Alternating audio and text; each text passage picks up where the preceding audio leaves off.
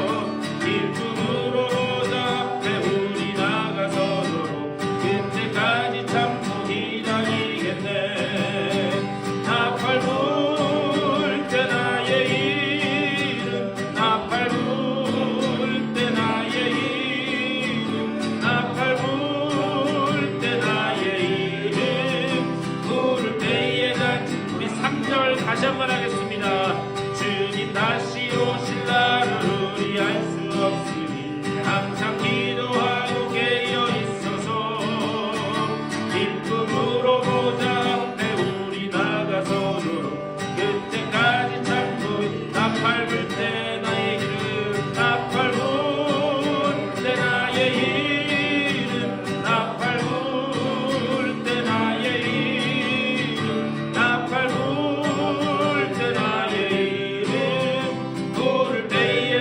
나팔 불 때 나의 이름 나팔 불 때 나의 이름 나팔 불 때 나의 이름 나팔 불 때 나의 이름 부를 때에 잔치 참여하겠네. 우리 받은 은혜를 사모하는 마음 가지고 다 같이 주님 성령으로 임재해 주시옵소서. 우리 다 같이 기도하며 나아가겠습니다. 주님의 크신 사랑과 은혜를 감사드립니다. 아버지 오늘 이 아침에 저희들을 불러주셔서 아버지와 주님 앞에 기도하며 아버지 믿음으로 하루를 나가게 하시니 감사드립니다. 아버지 이 말씀의 자리 가운데 성령으로 임재하여 주시고 아버지만 주님께서 우리의 길을 열어주시고 우리의 마음을 열어주시고 아버지와 우리 지식을 열어주시다. 아버지와 주님의 은혜 안에서 온전히 예배하며 찬양하며 나아가는 아버지와 주님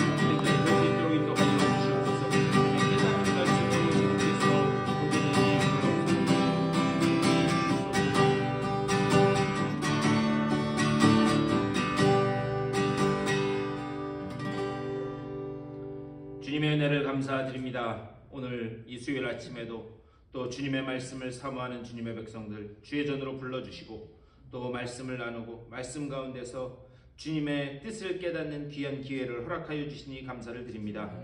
이 자리에 성령으로 임재하여 주시사 우리들의 지식을 열어주시고 지혜를 열어주시고 귀를 열어주시사 오직 우리의 영혼으로 듣는 말씀 되게 하여 주시고 이 가운데 주님의 뜻이 깨달아져 말씀 붙잡고 승리하는 복된 아침 될 수 있도록 인도하여 주시옵소서. 감사하고 우리 주 예수 그리스도의 이름으로 간절히 기도드리옵나이다. 아멘. 하나님 말씀 보시겠습니다.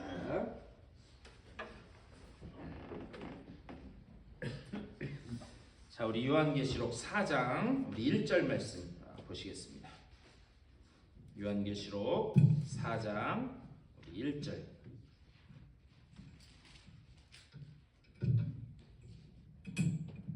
우리 1절부터 11절까지 우리 하는데요. 4장의 내용이 많아서 오늘 할 수 있을지 모르겠어요. 그래서 하고 안 되면 다음 주 하더라도 우선 끝까지는 읽도록 하겠습니다. 우리 교독하시죠. 4장 1절부터 11절까지. 이 일 후에 내가 보니 하늘에 열린 문이 있는데 내가 들은 바 처음에 내게 말하던 나팔 소리 같은 그 음성이 이르되 이리로 올라오라. 이후에 마땅히 일어날 일들을 내가 네게 보이리라 하시더라. 내가 곧 성령에 감동되었더니 보라 하늘의 보좌를 베풀었고 그 보좌 위에 앉으신 이가 있는데 앉으신 이의 모양이 벽옥과 홍보석 같고 또 무지개가 있어 보좌에 둘렀는데 그 모양이 녹보석 같더라. 또 보좌에 둘려 24 보좌들이 있고 그 보좌들 위에 24장들이 흰 옷을 입고 머리에 금관을 쓰고 앉았더라. 보좌로부터 번개와 음성과 우레소리가 나고 보좌 앞에 켠 등불 7이 있으니 이는 하나님의 7 영이라. 보좌 앞에 수정과 같은 유리가 있고 보좌 가운데와 보좌 주위에 네 생물이 있는데 앞뒤에 눈들이 가득하더라. 그 첫째 생물은 사자 같고 그 둘째 생물은 송아지 같고 그 셋째 생물은 얼굴이 사람 같고 그 넷째 생물은 날아가는 독수리 같은데 네 생물은 각각 큰 날개를 가졌고 그 안과 주위에는 눈들이 가득하더라. 그들이 밤낮 쉬지 않고 이르기를 거룩하다 거룩하다 거룩하다 주 하나님 곧 선능하시니여 전에도 계셨고 이제도 계시고 장차 오시리시라 하고 그 생물들이 보좌에 앉으사 세세토록 살아계시는 이에게 영광과 존귀와 감사를 돌릴 때에 24장들이 보좌에 앉으신 이를 엎드려 세세토록 살아계시는 이에게 경배하고 자기의 하늘을 보좌 앞에 드리며 이르되 우리 11절 다 같이 읽겠습니다. 우리 주 하나님이여 영광과 존귀와 권능을 받으시는 것이 합당하오니 주께서 만물을 지으신지라. 만물이 주의 뜻대로 있었고 또 지으심을 받았나이다 하더라. 아멘. 오늘 이제 4장 말씀 보도록 하겠는데요. 7교회, 아시아에 있는 7교회에 대해서는 이제 이해가 다 되셨죠? 이해가 안 되셨어요? 거기 보니까 제가 이렇게 앞에서 하면서 보니까 뭐 이렇게 끄적끄적 적으시던데 그 적으신 거 보시면 돼요. 그러면 기억나실 겁니다. 그래도 기억이 안 난다? 그러면 저한테 오세요. 제가 다시 1대1로 교습해 드릴 테니까. 네. 자, 7교회에 대한 이제 말씀을 하신 후에 오늘 이제 4장에서는 여러분 가진 성경책에는 제목이 뭐라고 붙어 있는지 모르겠어요. 4장의 제목이. 제 성경책에는 하늘의 예배라고 이렇게 되어 있어요. 여러분도 이런 비슷한 제목 있나요? 네. 조금씩 틀리긴 할 테지만 이 하늘에서 벌어지는 예배에 관한 말씀을 4장에서 말씀하고 있습니다. 과연 이것이 오늘 우리에게 주시는 말씀은 뭔가 우리 좀 그걸 봤으면 좋겠는데요. 여러분 2002년 월드컵 때 어디 계셨어요? 미국에 계셨어요? 2002년 월드컵 때? 네. 한국에 계셨어요? 한국에 계신 분들은 엄청난 거 보셨을 텐데. 제가 2002년도에 한국에 있었거든요. 2002년도에 한국에서 대학원 마지막 학기 마지막 파이널 그 논문을 쓰고 있었어요. 그랬는데 제가 이제 학교는 신촌에서 다녔지만 제가 이 감리교신학대학교가 서대문에 있는데 서대문에 이제 거기 가서 도서관 제일 꼭대기층 거의 8층이었나? 그 꼭대기층에서 막 마지막 논문을 막 피땀을 흘려 쓰고 있는데 그때가 마침 독일하고 한국하고 4강전을 이겼어요. 그랬는데 여러분 아시죠? 광화문에서 막 사람들 막 100만 명, 200만 명씩 모여가지고 뭐 했어요? 땅땅 땅땅 땅. 대한민국 분들 아닌가 보네. 네. LA에서 하셨어요? 제가 그 LA에서도 사역했잖아요. LA도 뭐 난리 아니었다 그러더라고요. 코리아타운 거기 길 막고. 그랬는데 막 논문을 막 해갖고 이제 그 이 시간이 있어요. 5시 59분까지 내야 돼. 오후 5시 59분. 근데 경기는 7시인가 7시 반부터 시작인데 광화문 소리가 서대문까지 다 들리더라고요. 얼마나 사람들이 많이 모여서 대한민국을 외치는지. 그래갖고 막 제가 그걸 하면서 이게 마음은 벌써 광화문에 가 있어. 예, 마음은 광화문에 가 있는데 손가락이 그냥 지가 알아서 움직여요. 그래서 어떻게 했는지 모르게 하여튼 논문을 써서 그래서 제가 졸업을 했어요. 근데 제가 이 말씀을 왜 드리냐면 얼마 전에 우연히 뭐 이렇게 제가 이제 유튜브 보고 하는 게 어디 무슨 예화로도 좀 쓸 거 있을까? 이렇게 하고 보는데 그 이탈리아하고 한국하고 16강전 했던 그거를 하더라고요. 여러분 혹시 기억나시나요? 그때 경기가 끝나기 3분 전까지 지고 있었어요. 1대 0으로. 네, 3분 전까지 지고 있었는데 제가 또 그 경기를 이렇게 봤거든요. 봤는데 그때 막 가슴 쫄렸던 그 기억이 막 나오더라고요. 그래서 3분 전까지 지고 있었는데 설설 기던 설기현이 설설 기어서 설기현이라고 그랬는데 설설 기던 설기현이 어떻게 해갖고 겨우겨우 해서 집어넣었어요. 그 다음에 연장전에 가가지고 연장전에서 안정환이가 확 떠가지고 안정환이 예전 나중에 얘기 들어보니까 안정환 부인이 교회 열심히 다니나 봐요. 이 월드컵 앞두고 100일 동안 철야 기도를 했다고 그러더라고요. 네. 그래갖고 거기 그냥 붕 떠갖고 헤딩으로 해서 그래서 역전승에서 골든골로 이겼다고요. 그랬는데 제가 그 경기를 볼 때 제가 그때 속초에 있었었는데 무슨 일이 있어가지고 그랬는데 속초 그렇게 안 크거든요. 속초 시내가 다 뒤집어졌어요. 네, 다. 그 경기 끝나고 나와서 이렇게 보니까 속초에 있는 사람들이 다 미쳐 돌아갔어요. 막 아무한테나 막 물도 주고 막 뭐 어떤 사람한테는 소주도 건너주고 막 이러더라고. 네. 그런데 제가 이 말씀을 왜 드리냐면 그때 경기 볼 때 얼마나 쫄렸는지 몰라요. 혹시 그런 거 안 보세요? 뭐 경기 볼 시간이 어딨어? 일어서면 전도해야 되는데 앉으면 기도하고. 네. 그랬는데 그때 그 기억이 딱 떠오르는데 왜 그런 유튜브를 봤더니 그때 16강전 했던 하이라이트를 보여주더라고요. 그런데 지금 벌써 23년이나 됐네. 23년이 지난 지금 제가 그 경기를 보면서 쫄고 있겠어요? 아니면 그때 아름다운 추억을 떠올리겠어요? 아름다운 추억을 떠올리죠. 이미 결과를 아는데 제가 이 말씀을 왜 드리냐면 하나님이 지금 이제 이 도미티안이라고 하는 이 황제 도미티안이라고 하는 이 황제가 로마의 황제가 있었는데 제가 지난 주일날 설교하면서 이 기독교인에 대한 박해는 실제적으로 언제 시작됐다고요? 네로 황제. 네로 황제 때부터 박해가 본격적으로 시작된 거예요. 그런데 그게 제일 극심했던 때가 이 도미티안 황제 때입니다. 얼마나 잔인하고 무자비하게 기독교인들을 탄압했는지 몰라요.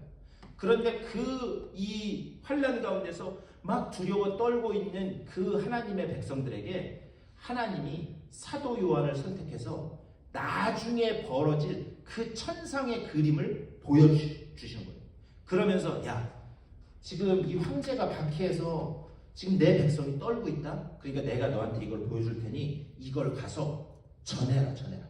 마지막 날 무슨 그림이 일어날지 내가 보여줄 테니 그것을 전해라. 그걸 보여주는 이유는 뭐예요? 지금 이 박해 속에 있는 사람은 제가 이탈리아랑 월드컵 16강 경기 봤던 것처럼 마음 졸이면서 있겠어요? 아니겠어요? 제가 무슨 말씀 드리는지 알겠죠? 마음 졸이면서 있겠죠. 그런데 마지막 경기의 결과를 아는 그 사람은 마음 졸일 필요가 있어요? 없어요? 없다는 거죠. 그러니까 사도 요한에게 마지막 날의 그림을 보여주시면서 야 지금 힘들지? 두렵지? 걱정하지 마. 마지막 날 이런 일이 일어날 거야. 이런 일이. 그러니까는 너는 가서 그 두려움에 떠는 백성들에게 전해. 마지막 날 이런 놀라운 일이 있을 것이다. 그런 차원에서 하나님께서 사도 요한에게 그 특별히 반모섬에 유배가 있는 사도 요한에게 특별한 계시의 말씀을 주신다라는 그 생각을 가지고 그 마음을 가지고 우리가 요한계시록을 읽어야 제대로 읽을 수 있다라는 거예요. 그런데 이단들은 어떻게 하느냐? 거기 봐봐. 막 지진 나고 번개 나고 막 사람들이 뿅뿅 사라지고 막 그러는 거 같지? 지금 빨리 제대로 안 믿으면 나중에 그 후에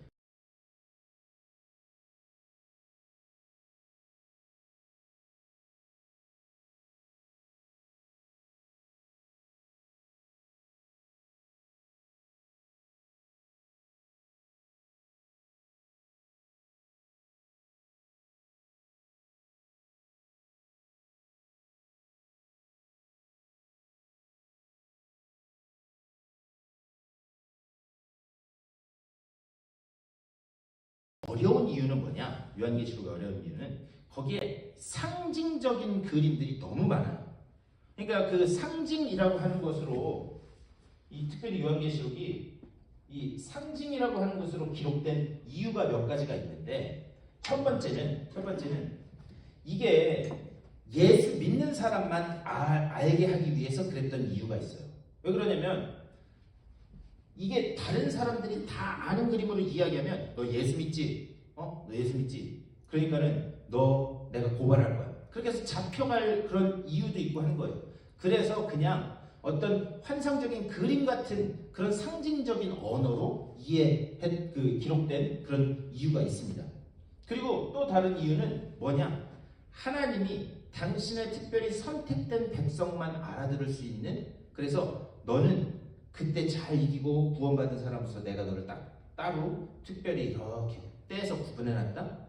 그런 이유들 때문에 상징적인 이야기로 많이 기록되어 있어요. 그래서 이 요한계시록이 어려운 이유가 이 상징적인 언어의 그 본래 의미, 성경 다른 곳에서 이야기하는 본래 의미를 모르면 이해하기가 쉽지가 않아요. 그래서 우리가 이런 성경 공부 자료를 통해서 여기서 말씀하는 그 상징이 무슨 의미인지 우리가 그걸 보는 거예요. 예를 들면 오늘 읽은 말씀 6절 보세요. 거기 바다를 무슨 바다라고 그랬어요? 네. 수정과 같은 무슨 바다? 유리바다.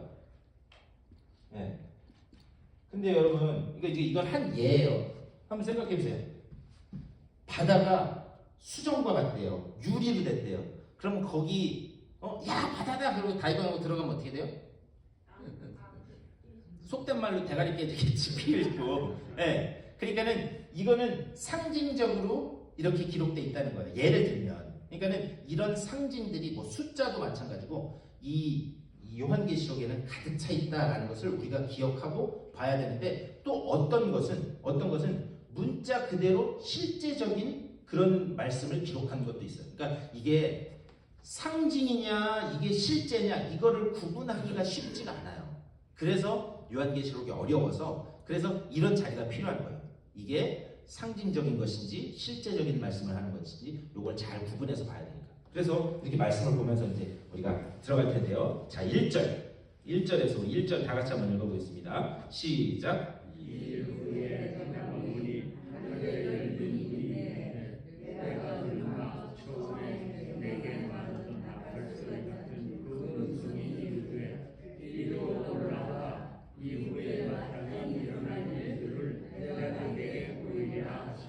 아멘. 자, 이제 1절 제일 처음에 2일 후에라고 이렇게 말씀하셨어요. 2일 후에.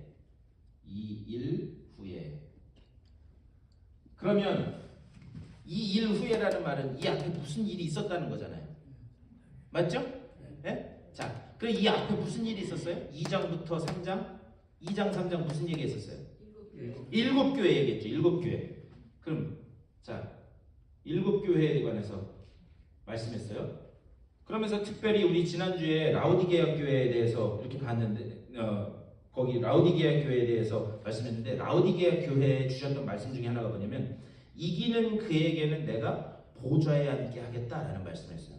그러면 7교회와 이기는 그에게는 내가 보좌에 앉게 하겠다, 그 이야기를 한 다음에 이 일 후에 지금 이것을 이야기하는 건가? 이래서 이게 어려운 거예요. 사실 그 7교회를 이야기한 다음에 그 일 후에 그 얘기를 하는 게 아니에요.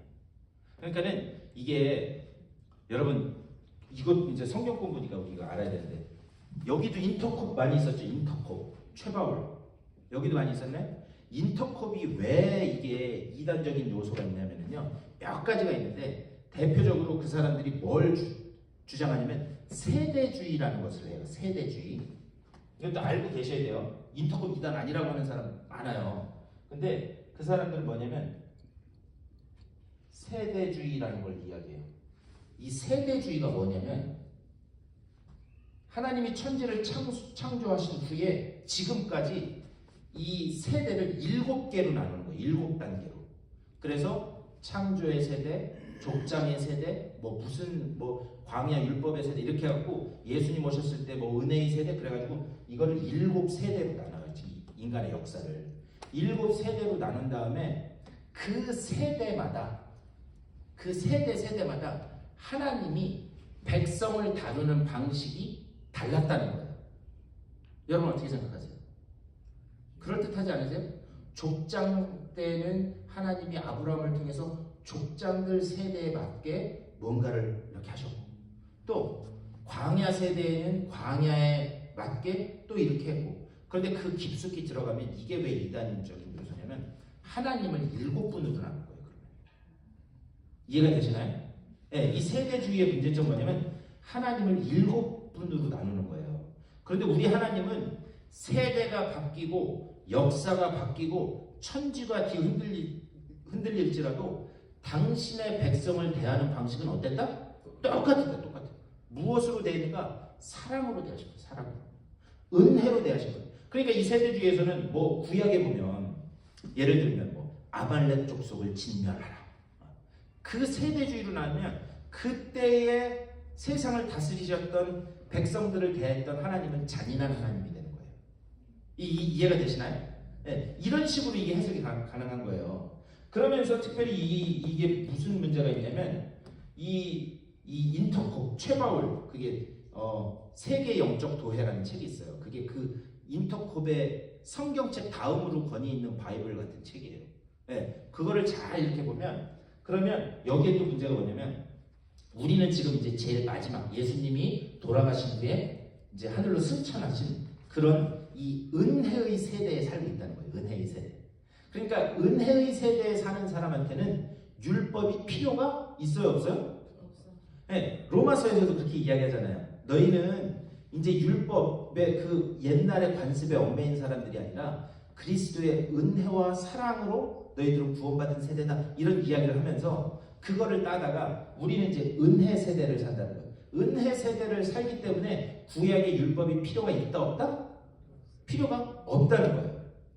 자, 그렇다면 그 얘기는 뭐냐면 구약의 율법이 그러니까 율법이 기록된 구약 말씀은 무시해도 된다라는 그런 이야기가 됩니다. 여러분 구약의 말씀 무시해도 돼요?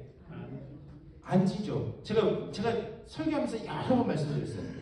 율법을 주신 이유는 뭐냐? 율법을 주신 이유는 율법이라고 하는 잣대를 한 사람 한 사람한테 다 대봤더니 그 율법의 기준을 통과할 사람이 있었다 없었다? 없었다는 거예요. 율법을 통해서 우리가 깨닫게 된 건 뭐냐면 우리가 얼마나 철저한 죄인인지를 깨닫게 하는 거예요. 그렇다면 그 율법이라고 하는 잣대를 이렇게 대봐야 되는데 그래서 사도 바울이 이야기한 거죠. 오호라 나는 공고한 자로다. 누가 나를 이 사망의 법에서 이 벗어나게 할 것인가? 또 의인은 없나니 하나도 없고 뭐냐? 율법이라고 하는 잣대를 대봤더니 그걸 알았다는 거예요. 그럼 율법이라고 하는 잣대가 없었으면 구약의 율법이라고 하는 잣대가 있었으면 내가 죄인인 것을 깨달았어요? 못 깨달았어요? 못 깨달아요. 제가 지금 드리는 말씀 이해가 되시나요? 네. 언제든지 이해 안 되시면 말씀하세요. 그래서 은혜의 세대에 살기 때문에 구약 율법은 이제 더 이상 필요 없다는 거예요. 그러니까 구약 성경과 신약 성경을 나눠서 이야기합니다. 제가 늘 말씀드렸죠. 이 성경 공부 제일 처음 시작하면서 제가 말씀드렸어요. 우리는 성서가 아니라 성경을 믿는 거예요. 근데 그 경자라고 하는 말이 무슨 뜻이냐? 실로 이렇게 완전히 꼬아가지고 이 옷을 만든 것처럼 이 옷을 지금 이렇게 보면 모르지만 이걸 현미경으로 자세히 들여다보면 이렇게 C줄과 날줄이 이렇게 연결돼서 옷이 만들어진 거잖아요. 그것처럼 하나님의 말씀은 뭐냐? 아주 그냥 우리의 그 삶을 위아래 전후좌우로 완전하고 완벽하게 꿰고 있다라는 의미로 우리는 성경이라고 하거든요. 그러니까 구약 성경도 성경인 거예요. 신약 성경도 성경인 거고. 그러니까 우리는 신약과 구약이 다 하나님의 말씀이다라고 그렇게 고백하면서 합니다. 근데 이 사람들은 그거 압니다. 그 다음에 또 이제 특별히 이 4장 같은 거, 요한계시록 4장 같은 걸 가지고 어떻게 이야기하냐면 이거는 아시아 7교회에서 한 그 기준들이 책망이 있고 칭찬이 있잖아요.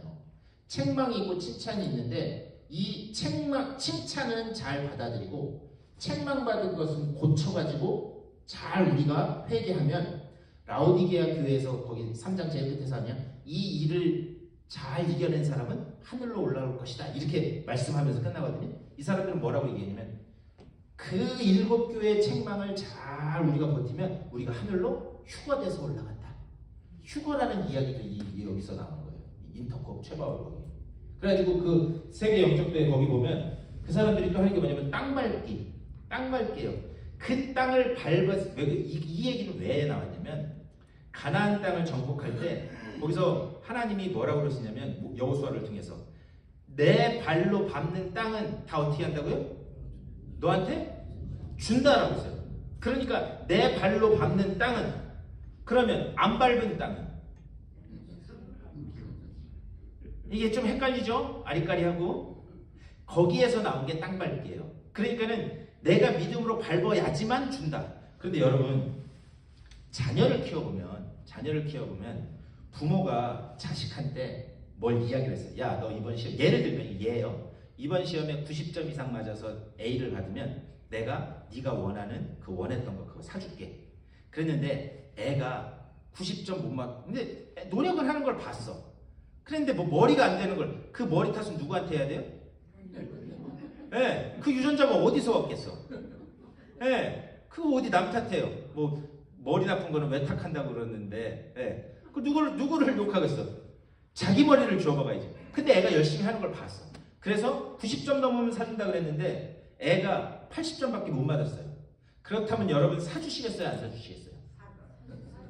그래, 마음 좋은 여러분들은 예, 한번 생각해보세요. 90점 못 맞았다고 못 사줄 부모가 있어요? 걔 노력하는 거 봤는데?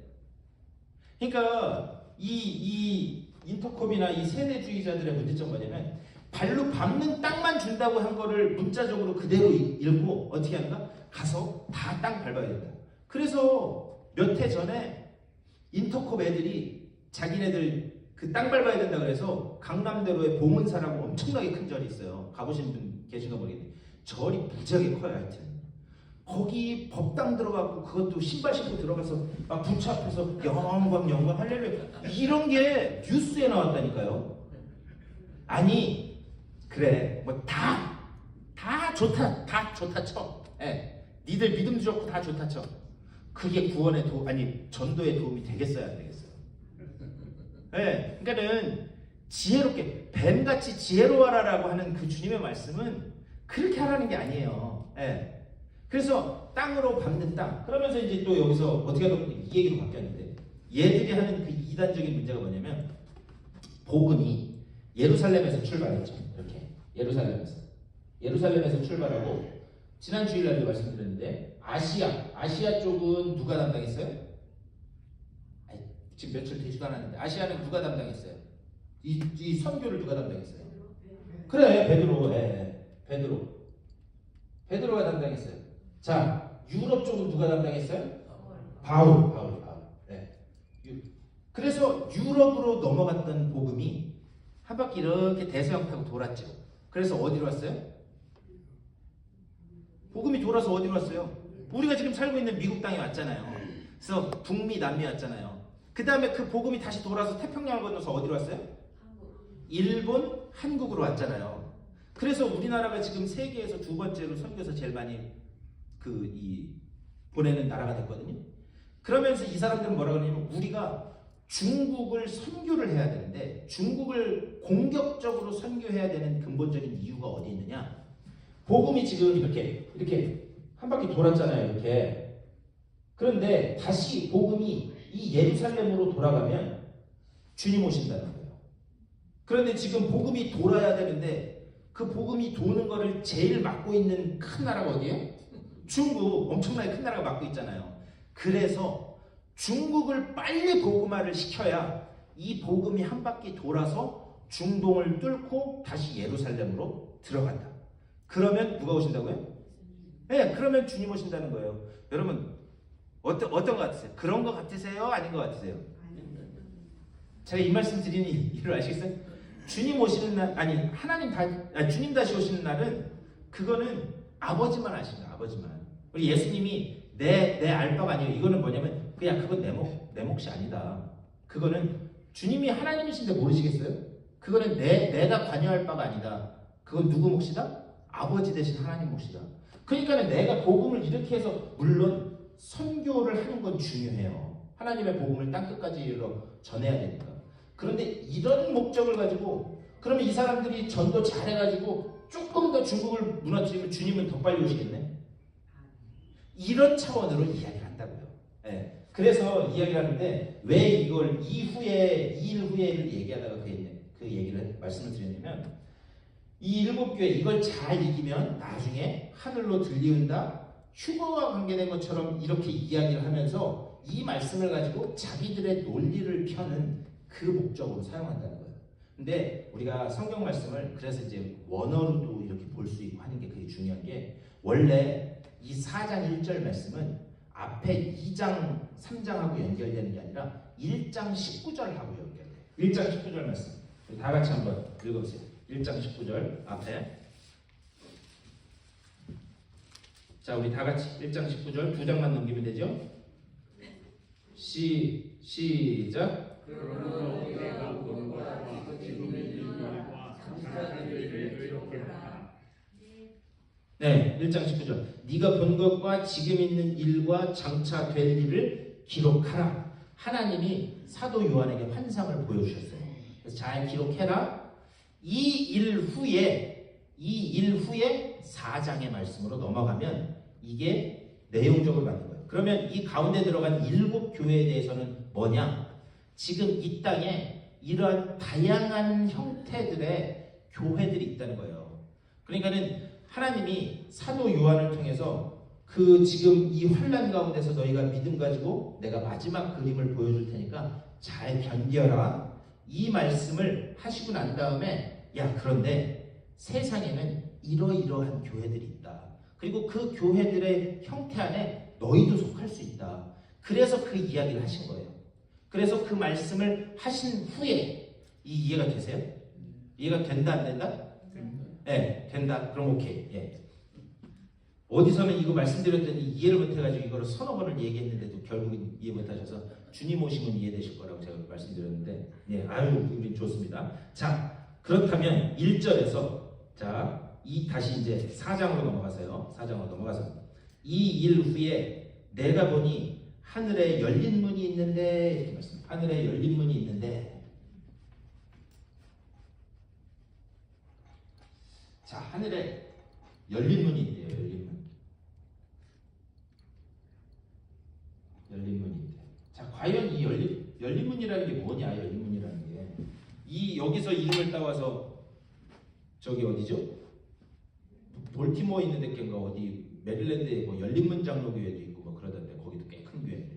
네, 과연 이 열린 문이라고 하는 게 뭔가? 우리 그거를 좀 봤으면 좋겠는데 하늘에 열린 문이 있대요. 그러니까 그 열린 문이 뭐냐? 자, 요한복음 10장 말씀에 보면은요. 요한복음 10장에서 이거는 그냥 제가 말씀드리고 시간 관계상 내가 양의 뭐다? 문이다. 내가 양의 문이다 말씀하세요. 그 양의 문은 뭐냐면 예루살렘 성전을 들어가는 문이 여러 개가 있었어요. 그런데 제사에 쓸 제물들만 들락날락하는 문이 있었어요.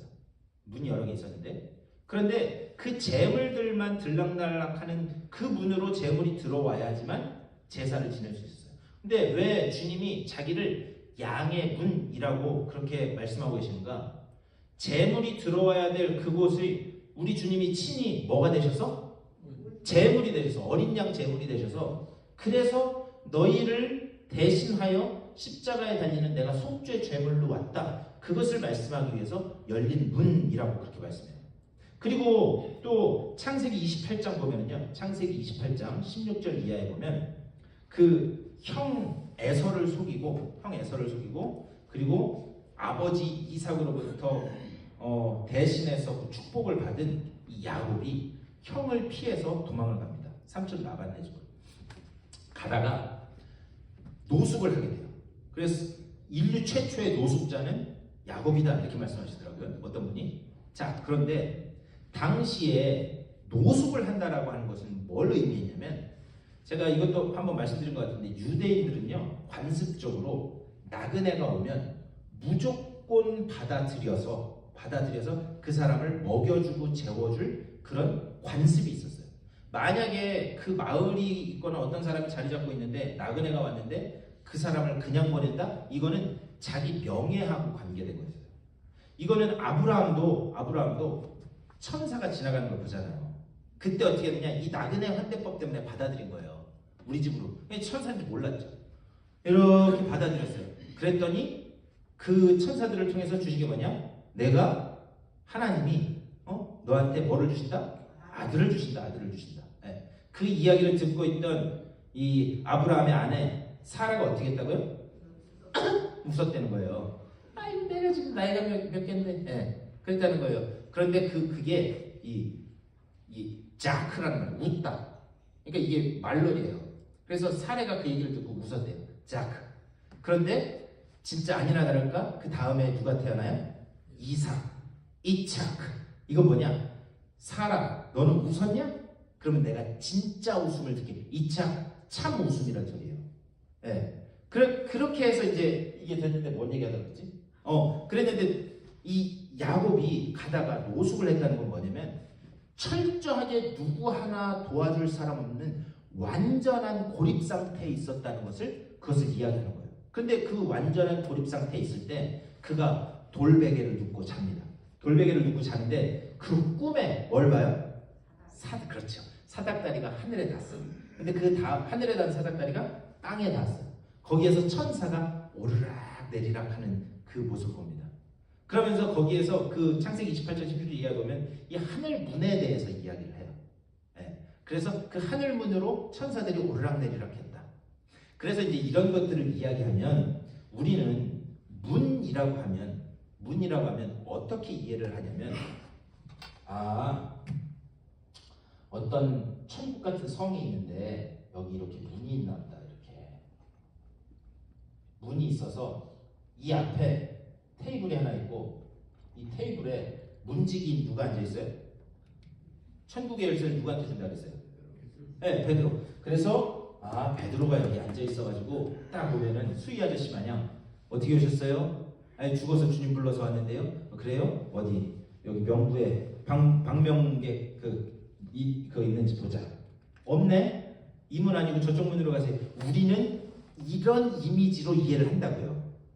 여러분들 그렇게 이해되시죠?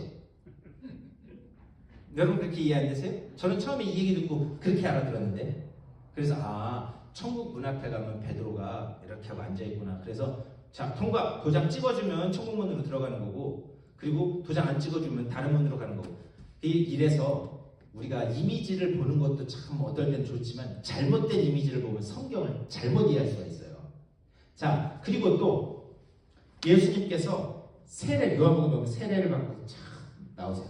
이 마태복음에도 세례를 받고 딱 나오실 때 요단강에서 나오실 때 뭐가 열리며 하늘문이 열리며 비둘기가 성령이 비둘기같이 짝입하면서 거기 소리가 있었죠. 이는 내 사랑하는 자요. 네. 그래서 저 지금 보이지는 않지만 저 구름 뒤에 무슨 문이 있어서 그게 열려야 되나 보다. 그렇게 얘기하는데 하나님의 말씀은 늘 문이라고 할 때 이 문이라고 할 때 그것은 누구를 상징적으로 이야기하냐면 예수 그리스도를 상징적으로 꼭 이야기할 때 문이라는 이야기를 씁니다. 예수 그리스도. 그러니까요 열린 문이라고 하는 것은 뭘 이야기하냐면 주님께서 십자가 제물이 스스로 되셔서 그래서 어떻게 된가? 주님을 통과하지 않고서는 아버지께로 나아갈 자가 있다 없다? 없다. 네. 그러니까 주님이 항상 자기 자신을 특별히 열린 문, 구원의 길을 완성하고 열어놓으신 분으로 그렇게 말씀하고 있어요. 그러니까 이게 어떤 문이라고 하는 우리가 아는 저런 문 같은 개념이 아니라 예수 그리스도를 문이라고 합니다. 그러니까 하늘에 보니까 누가 계세요? 열린 문. 그러니까 무슨 말이냐? 우리 지금 히브리서에서도 봤지만 하늘 보자 우편에 누가 앉아 계세요? 예수 그리스도. 그래서 거기에서 뭘 하신다고요? 우리를 위하여 간구하신다, 중보하신다. 네. 그래서 지금 그 이야기인 거예요. 내가 보니 하늘에 열린 문이 있는데 주님이 계신다는 거예요. 내가 들은 바 처음 내게 말하던 나팔 소리 같은 음성이 이르되 이리로 올라오라. 이렇게 했어요. 이리로 올라오라. 자, 이리로 올라오라. 그러면 어떤 느낌이 드세요? 제가 이 말씀을 이렇게 하나하나 쪼개서 드리는 말씀이 뭐냐면 여기에 상징이 많다 그랬잖아요. 그래서 어떨 때는 이런 단어 하나하나를 제대로 이해해야 그래야 이 말씀이 무엇인지 알 수 있어요. 자, 이리로 올라오라. 그럼 어떤 느낌인 것 같으세요? 하늘로 올라가는 느낌이죠. 자, 여기 장로님 일로 올라오세요. 이런 느낌이잖아요. 그런데 이거는 위아래 전후좌우 방향을 이야기하는 게 아닙니다. 이리로 올라오라라고 하는 말은 이 하나님의 계시의 말씀 안으로 들어오라는 거예요. 하나님의 계시의 말씀. 이 무슨 말이냐면 하나님께서 우리 각 사람이 구원받을 수 있는 길을 열어놓으시기 위해서 말씀을 한 사람 한 사람에게 다 말씀을 주셨어요. 그렇다면 그 말씀을 우리는 받을 때에 뭘로 받아야 되느냐? 하나님, 우리는 지금 성경책 이 글씨로 읽고 있지만 그게 아니라 하나님이 직접 내게 말씀하시는구나. 그러니까 이게 하나님의 말씀으로, 계시의 말씀으로 들어야 된다는 거예요. 그래서 이 하나님의 말씀으로 듣는 그 단계까지 우리가 나아가야 된다는 거예요. 어떤 분들은 특별히 이제 초심자들은 이렇게 성경책을 읽으면 그러면 그냥 수천 년 전에 많은 그런 그 예언자들과 선지자들을 통해서 하나님이 주신 말씀 그냥 글로 기록됐구나. 그렇게 이해하는 초신자들이 있어요. 근데 그게 아니라 이거는 글로 기록됐을지라도 하나님이 나한테 직접 하시는 계시의 말씀이다 라는 생각으로 우리가 말씀을 대해야 된다는 거예요. 이게 여기서 말하는 이리로 올라오라 라고 하는 말이에요. 그러면서 이후에 마땅히 일어날 일들을 내가 내게 보이리라. 어떻게 일어날 일들을? 마땅히 일어날 일들을. 마땅히 일어날. 그러면 이 일은 이미 이루어졌다는 거예요? 안 이루어졌다는 거예요? 네? 네. 그런데 이제 여기 보면 한국말로 보면 마땅히 이루어질 일. 그러면 지금 상태에서는 아직 안 이루어졌고 시간이 조금 지나면 이제 이루어질래나 보다. 이렇게 하는데 문법적으로 완료형을 써 있어요. 그러니까 이미 일어난 일을 이제 그때 이미 일어날 일을 내가 어떻게 하겠다? 너한테 보이겠다라는 거예요. 그 일을 어떻게 하느냐? 이 기록된 하나님의 계시의 말씀 이리로 올라오라라는 말이 뭐냐면 이미 다 이루어졌어요. 예수 그리스도의 십자가 사건으로 우리의 구원과 그리고 우리가 하늘 영광으로 나아가야 될 그 모든 것들은 이미 이루어진 거예요. 그런데 이루어졌는데 중요한 건 뭐냐? 우리가 아직 그것을 봤어요? 못 봤어요? 네. 그래서 어려운 거예요. 그래서 이미 이루어진 일인데 그래서 이게 완료형으로 되어 있는데 이미 이루어진 일인데 그걸 아직 못 봤다는 거예요. 예를 들면 이런 거예요. 하나님께서 이스라엘 백성을 출애굽시키셨어요. 자, 출애굽시켰는데 딱 출애굽해가지고 광야에 딱 들어왔더니 하나님이 구름 기둥과 불 기둥으로 우리를 인도해서 젖과 꿀이 흐르는 땅 가나안 땅으로 인도하신다고 그렇게 계속 모세를 통해서 말씀하셨어요. 근데 그 사람들은 가나안 땅에 가본 사람들이에요? 못 가본 사람들이에요? 그 사람들의 삶의 경험이라고 하는 것은 오직 어디만 있어요? 애굽. 자기들이 떠나온 이집트의 삶밖에 없어요. 아직 그 땅은 어떤 땅인지 몰라요. 그러니까 여러분 그런 차원에서 출애굽기를 읽어보면요, 그 사람들 우리 이렇게 읽으면서 믿음 없는 것들 저렇게 하늘에서 만나가 펄펄 내리고 메추라기 그렇게 내려서 메추라기 볶음 메추라기 튀김 그렇게 먹는데도 어쩜 애굽의 생활을 저렇게 그리워하면서 그렇게 우리가 욕할 수 있을지는 모르겠으나 그 사람들 그 입장에서 한번 생각해 보세요. 오기는 나왔는데 그 사람들이 아직 그 땅을 안 가봤어요. 안 가봤으니 거기가 어딘지 비교할 대상이 있어요? 없어요? 없어요. 오직 자기네들이 옛날에 떠나왔던 이집트 애굽밖에 그게 없는 거예요. 그 올 초에 저희 이제 장인 장모님이랑 이렇게 오셨잖아요. 오시고 나서 여기 한 번도 안 와보셔가지고 그래가지고 제가 이제 자이언 캐년을 이제 제가 거기 멋있다고 거기 꼭 가보시죠. 저 자이언 캐년 되게 좋아하는데 그래서 거기를 모시고 이렇게 몇 시간을 이렇게 가는데 그런데 장인어른 이제 안 가봤으니까 상상이 안 되잖아요. 그러면서 계속 하시는 말씀이 그때 LA에서 고속도로 타고 이렇게 오는데 거기 이렇게 뾰족뾰족한 나무 하나도 없는 돌산들이 이렇게 있던데 그 산하고 비슷하냐? 여러분 LA에서 오는 그 돌산하고 자이언 캐년하고 될 게 돼요? 안 돼요? 제가 뭔 얘기 드리는지 아시겠죠? 그러니까 저희 장인어른은 그거밖에 본 게 없으니까 비교할 대상이 있어요? 없어요? 없는 거예요. 똑같은 차원이라는 거죠. 뭐냐? 출애굽해서 가나안 땅으로 인도는 해주신다고 하는데 그 땅이 어떤 땅인지 모르는 거예요. 그러니까는 계속해서 그들이 뭘 추억하느냐? 애굽에서의 삶을 추억할 수밖에 없었다라고 하는 사실입니다. 그러니까 그 사람들 욕할 게 돼요, 근데요? 네, 물론 믿음 없음을 욕하고 그건 배우면 안 되겠지만 그 사람들 입장에서도 그게 충분히 이해가 간다라고 하는 그런 말씀입니다. 자, 근데 중요한 건 뭐냐? 여기에서 열린 문을 잇고 마땅히 다 일어난 일을 내가 너한테 보인다. 이거는 뭘 이야기하냐면 이제 이미 그 일은 이루어졌어요. 이제 그 길로 가기만 하면 돼요. 그런데 그 마땅히 일어날 일을 내게 보인다라고 하는 말은 뭐냐면 그거를 네가 볼 때까지 너 혼자 걸어가도록 내버려 두겠다 안 두겠다? 안 두겠다는 거예요. 나는 그 길을 내가 이미 다 일어났으니까 이제 네가 알아서 찾아가. 그 말씀을 하는 게 아니에요. 여기서 특별히 구름 기둥과 불 기둥으로 인도했다라는 것은 뭐냐면은 구름과 불 기둥 이거는 항상 성경에서 구약 성경에서 하나님의 임재를 상징합니다. 하나님이 함께하는 거예요. 그러니까 하나님은요 그 길을 혼자 가도록 내버려두지 않으신다라고 거예요. 그 길을 갈 때 내가 구름 기둥으로 불 기둥으로 때로는 강권적인 손으로 내가 이끌어서 어떻게 해서든지 내가 그 길로 너를 반드시 집어 넣겠다라고 하는 그 약속이 또 그 안에 담겨 있는 거예요. 그러니까 우리는요 그 언약이 이미 묶여 있는 줄 믿습니다. 네, 우리가 묶여 있기 때문에 우리가 아무리 발버둥 쳐도 그것을 벗어날 수 있다 없다? 네? 그러니까는 차이가 있다면 그거밖에 없어. 우리는 그 마땅히 일어날 일 거기 글로 이미 들어가게 돼 있어요. 차이가 있다면 한 대 맞고 들어갈래, 10대 맞고 들어갈래. 그 차이밖에 없는 거예요. 네? 그러면 한 대 맞고 들어가시겠어요? 10대 맞고 들어가시겠어요? 네?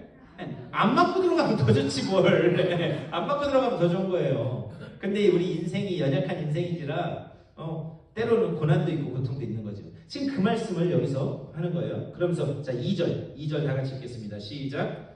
내가 곧 성령의 감동되었더니 보라 하늘의 보좌를 베풀었고 그 보좌 위에 앉으신 이가 있는데. 예, 아멘. 자 하늘에 뭐가 있대요? 보좌가 있대요. 보좌. 제가 이 보좌에 대해서는 여러 번 말씀드렸습니다. 왜 이 특별히 요한계시록에 보좌에 대한 이야기가 많이 나오냐면 당시에 이 보좌라고 하는 것은 이 요한계시록을 읽던 사람들은 다 아는 개념이었어요. 뭐냐? 로마 황제가 앉아있던 그 보좌를 이야기하는 거예요. 그런데 이 로마 황제가 앉아있던 이 보좌에는 항상 통치가 있고 그 상징이 그 통치 그 다음에 심판 그 로마 황제의 보좌에서 로마 황제가 이렇게 하면 다 죽는 거예요. 누구도 못 살려요. 그건 로마 황제만 다시 살릴 수 있는 거예요. 그래서 통치와 심판과 그 다음에 모든 영광은 누구한테 돌려져요? 로마 황제한테 돌려져요.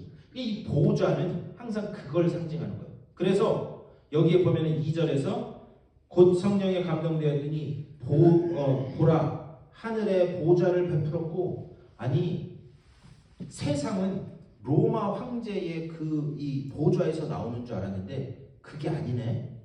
하늘 보좌에 모든 통치와 그리고 심판과 영광이 돌려지게 돼 있네. 이제 그 얘기를 밑으로 쭉 하는 겁니다.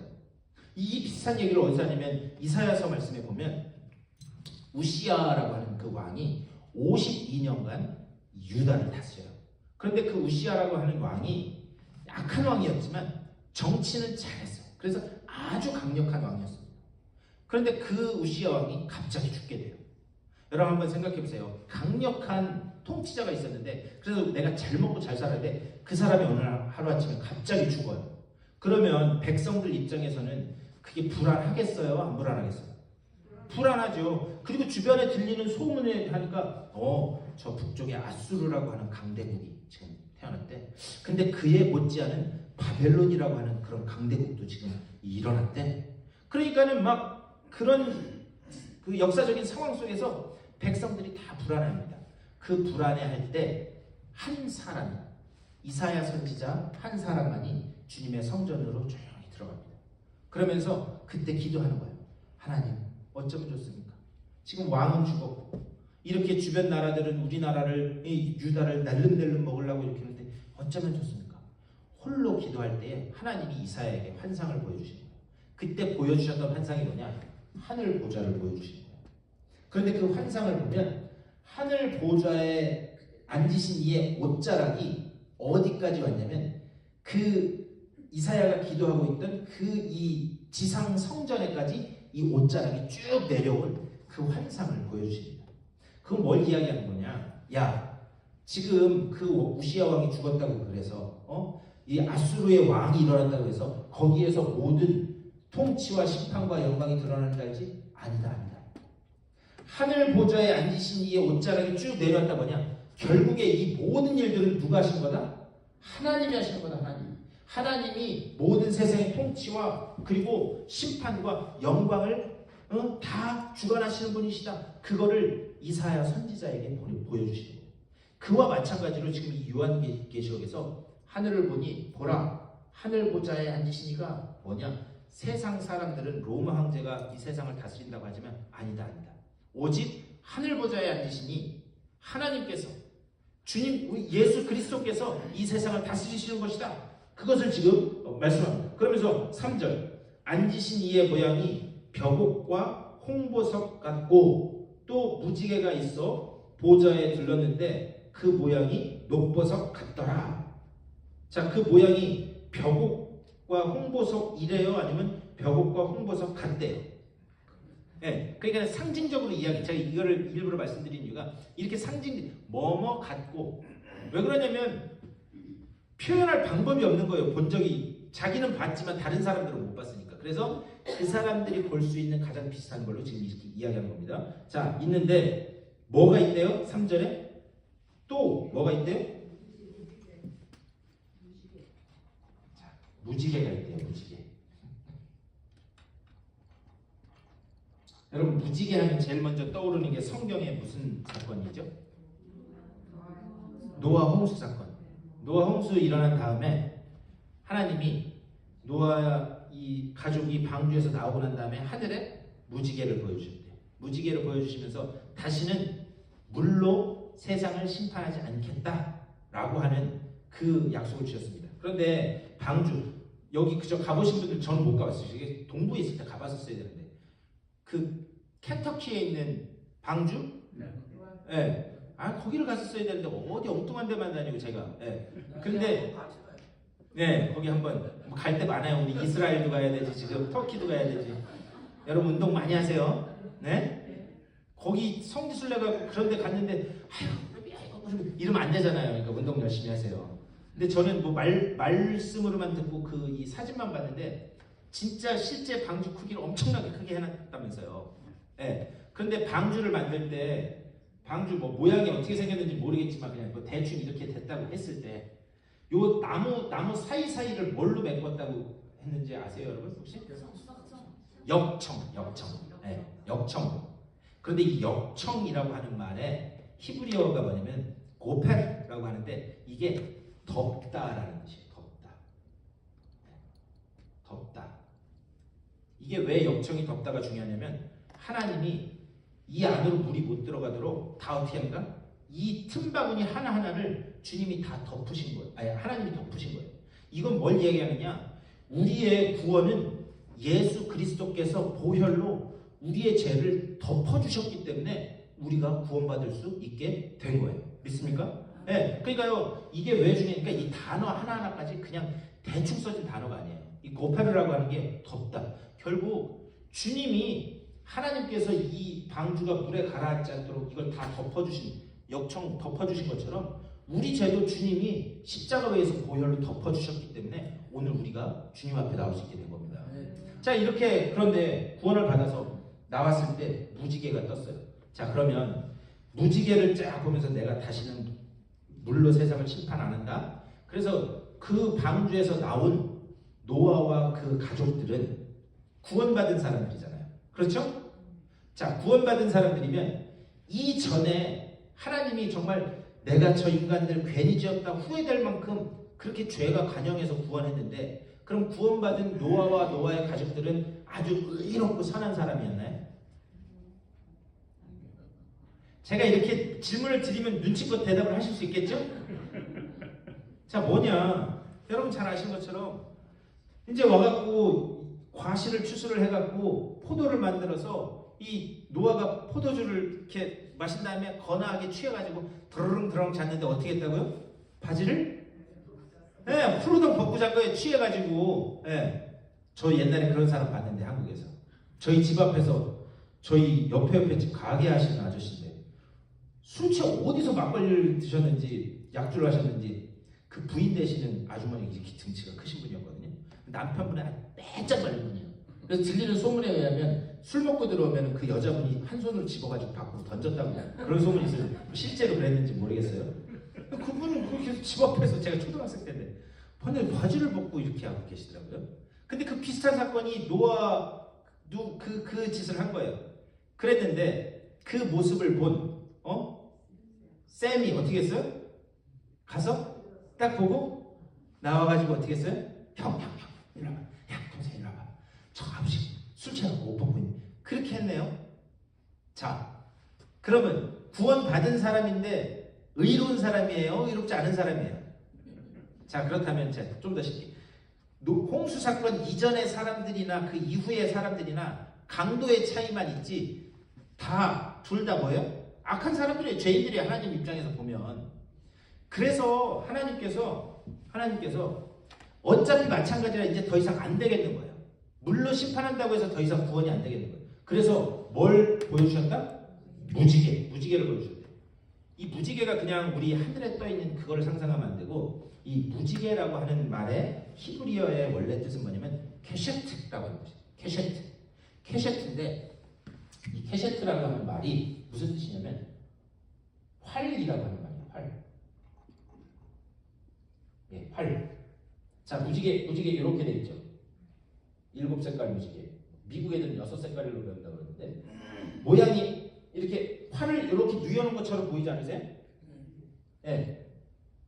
자, 그런데 이 케셰트, 활이라고 하는 그런 의미인데 이게 어떤 의미냐면 활이 지금 누워서 하늘을 쏘는 모양이에요. 그런데 이 우리가 잘 아는 시편 117편에도 보면은 시편 117편에 그 화살통에 화살이 가는 사람 이 자식들에 대해서 이야기하면서 화살통에 화살이 많은 것을 뭐라고 이야기하냐면 장사의 그러니까 자녀들이 많은 것을 장사의 수중에 있는 화살. 이 시편 127편에 보면은 그런 표현이 나옵니다.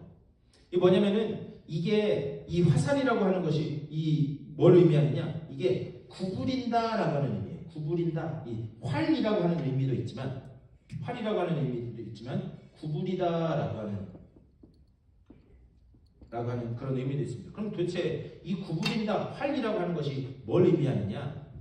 이 활을 이렇게 눕혀놓으면 그 활은 어디로만 올라가게 돼 있어요? 화살이 여기다 화살을 끼운다고 하면 화살은 어디로만 날아가게 돼 있어요? 하늘로만 올라가게 돼 있는 거예요. 하늘로만. 그래서 왜 하나님께서 이걸 보여줬느냐? 화살이 하늘로 올라가는 그런 모양. 그래서 어떤 이 주석을 보면 이거는 하나님의 자해행위다라고. 하나님 스스로 자기를 찔르는 자해행위다라고. 화살을 보여줘서 그 화살이 올라오면 그 화살은 그냥 이거는 그림적으로 보면은 누가 맞게 돼 있어요? 하나님이 맞게 되는 거예요. 결국 이것을 뭘 상징하고 있느냐? 도저히 물이나 이런 방법으로는 이제 인간을 구원할 방법이 없으니 예수 그리스도께서 하나님이신 예수 그리스도께서 친히 인간의 몸을 입고 이 땅에 내려오심으로 인해서 하나님 입장에서는 자기 자신한테 활 쏘는 거랑 똑같은 거예요.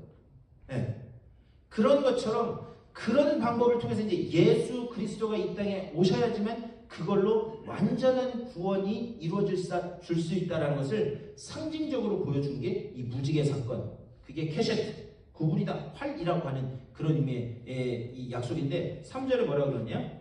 또 무지개가 있어 보좌에 들렸는데 그 모양이 녹보석 같더라. 결국 뭐냐? 하나님이 자기를 죽이는 것 같은 인간의 몸을 입고 이 땅에 오신 예수 그리스도 아들을 죽이시는 그 고난을 감당하심으로 인해서 우리의 구원이 완성되었다라고 하는 것을 이런 상징적인 모습으로 보여주는 거예요. 그렇다면 이거를 왜 지금 사도 요한에게 보여주시는가? 그게 중요한 거예요. 왜 그렇다면 이런 그림들을 사도 요한에게 보여주시는가? 지금 너희가 환난 가운데서 여러 가지 박해 때문에 고난과 그런 여러 가지 어려움과 슬픔 가운데 있지? 그런데 하나님은 어떤 분이냐? 자기 자신을 자해하는 마음으로, 자기 자신을 죽이는 마음으로 아들 예수 그리스도를 대신 제물로 주셔서 죽이는 마음 가지고 하나님이 너희를 구원하셨다는 거예요. 그렇게 구원하신 하나님이라면 반드시 앞에 일어날, 마땅히 일어날 일을 저렇게 이미 완성하신 분이라면 지금 흔들릴지라도 거기에 넘어지지 말고 이끌어 가시는, 그 목적지로 이끌어 가시는 그 하나님의 손을 의지하라. 이것을 보여주기 위해서 이런 상징적인 그림들로 무지개, 하늘 보좌 이런 것들을 지금 계속해서 보여주시는 거예요. 결국 여기 이제 4장 여기 앞부분밖에 오늘 못한 것 같은데 뭐냐? 우리가 흔들릴 수 있다는 거예요. 사람은 연약하기 때문에 넘어질 수도 있어요. 그런데 우리 예수 믿는 사람은 넘어질지언정 완전히 자빠져 고꾸라지면 안 되는 줄 믿습니다. 왜 그런가? 우리는요 넘어질지언정 우리는 붙잡을 게 있어요. 뭐? 주님의 손, 주님의 손. 네. 하나님의 언약. 그러니까 그거 붙잡고 다시 일어나서 이미 완성된 저 목적지로 가라라고 하는 말씀을 지금 이런 식으로 이제 앞으로 계속 할 거예요. 그래서 이제 오늘 앞에 부분밖에 못했는데 여기 보면 이제 뒤에 24장로들이 나오고 이제 쭉 나오거든요. 이런 그림들을 통해서 결코 너희들 자빠져서 고꾸라지면 안 된다. 글로 가야 된다. 내가 이끌어갈게. 내 손 붙잡아. 이것을 계속 말씀하고 있는 게 바로 요한계시록의 말씀입니다. 이제 앞으로 그 이야기들을 계속해서 해나갈 거예요. 그러니까 요한계시록 앞으로 이제 끝에까지 20장까지 갈 때 이런 관점으로 요한계시록을 봐야 하나님이 지금 언약으로 나를 이렇게 붙들고 계시는구나. 그렇지, 내가 연약하지, 넘어질 수밖에 없지. 하지만 하나님 날 이끌어 가시는 거예요. 요것을 볼 수 있다라고 하는 사실을 꼭 기억하시기를 부탁드립니다. 네. 아멘. 궁금하신 거 있으세요? 이 다음은 이 뒤에 것부터 하겠습니다. 궁금하신 거. 자, 그러면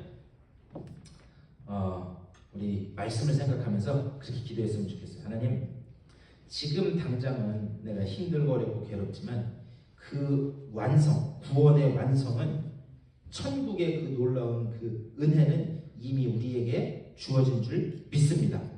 이 가운데 흔들리지 않게 하여 주시고 오직 주님께서 나를 이끌어서 그 가나안 땅으로 이끌어 가실 때 순종하며 따라가는 내가 되게 하여 주시옵소서. 우리 다 같이 한 목소리로 기도하겠습니다.